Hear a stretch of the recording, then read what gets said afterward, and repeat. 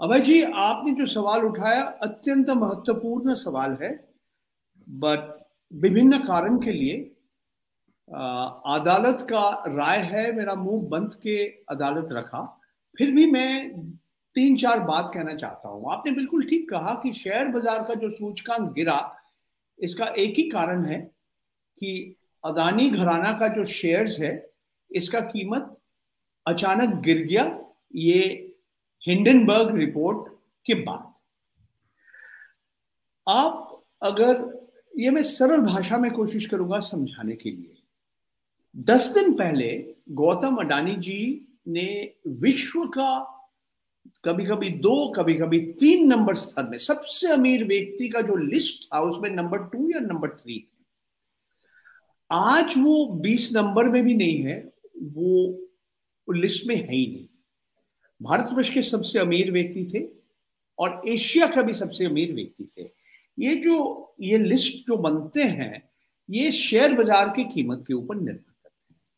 तो अडानी समुदाय की सबसे जाने माने जो कंपनी है अडानी एंटरप्राइजेस, जो कुछ दिन पहले 20,000 करोड़ का जो एक सार्वजनिक ऑफर किया, वो वापस ले लिया। तो ये जो अडानी एंटरप्राइजेस का शेयर का कीमत पिछले 10 दिन 70% के आसपास गिर गया। 70% से गिरने के बाद थोड़ा ऊपर चला गया, समझ लीजिए 66%, 2/3। ये सब लोग को आश्चर्य कर दिया। जिस तरह से अडानी जी का संपत्ति का कीमत बढ़ा, जिस तरह से गिरा, सब लोग आश्चर्य हो गए थे। इसका कारण है कि ये जो हिंडनबर्ग रिपोर्ट है, 32,000 शब्द है इसमें। इसको अगर आप एक किताब छप देंगे ना, 150 पन्ने का किताब आ जाएगा। इसमें लिखा है किस तरह से अडानी समुदाय, अडानी घराने की कंपनियों ने क्या क्या किया, नहीं किया। बहुत सारे आरोप है उसमें। हम आपका दर्शक को बोलिए ये पढ़ने के लिए, साथ साथ वो जवाब भी जो आया अडानी ग्रुप के, जो जवाब है वो भी आप पढ़ लीजिए। सिर्फ मैं दो बात कहना चाहता हूं।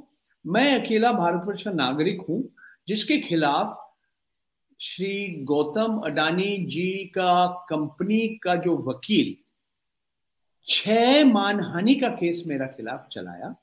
इसमें 2 ईपीडब्ल्यू वाला केस है, ईपीडब्ल्यू का जो स्टोरी था, और बाकी 2 में मेरा मुंह बंद है इस वक्त।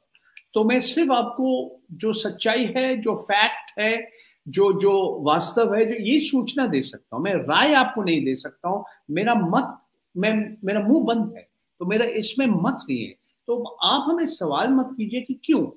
आपको दर्शक को कहिए ये रिपोर्ट पढ़ना। और सिर्फ ये नहीं, हिंडनबर्ग रिपोर्ट में एक पत्रकार का नाम उन्होंने लिखा, वो मैं अकेला हूं।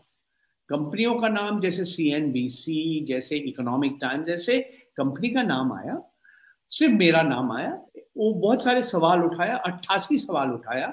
एक सवाल में अडानी जी को ऐसा सवाल उठाया कि आप कहते हैं आप फ्रीडम ऑफ एक्सप्रेशन, अभिव्यक्ति का स्वतंत्रता में विश्वास करते हैं, तो आप एक पत्रकार के खिलाफ उसको आपने क्यों कोशिश किया उनको गिरफ्तार करने के लिए। और अडानी जी का जो कंपनी का जो वकील साहब है जतिन जालुंधवाला, उन्होंने जवाब दिया कि हमने तो कुछ नहीं किया, एक अदालत ने ऐसा किया।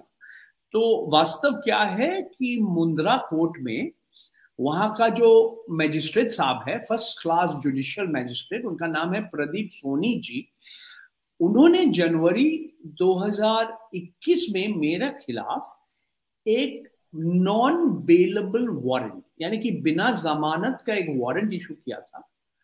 मेरा वकील साहब किया कि ये करना नहीं चाहिए था, ये गैर कानूनी था।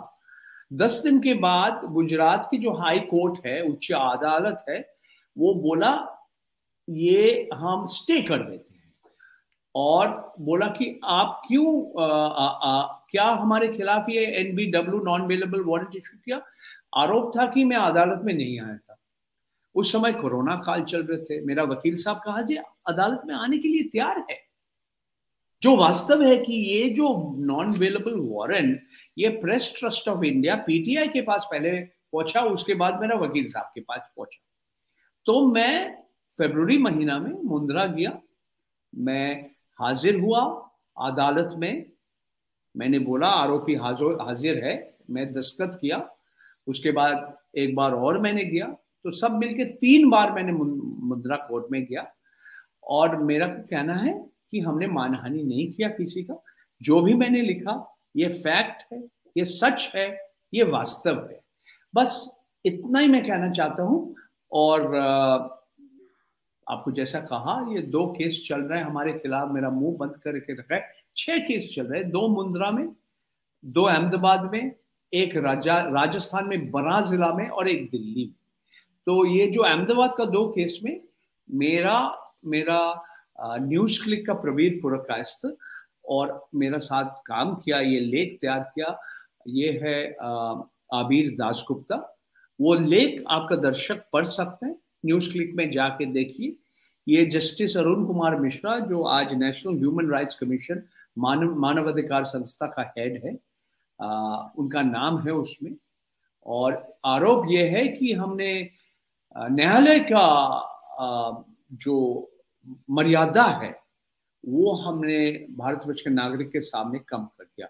We have lowered the esteem of the judiciary in the eyes of the public, ये आरोप है। तो बस इतना ही मैं कहना चाहता हूं। आप पढ़ सकते हैं, आपका दर्शक भी पढ़ सकते हैं।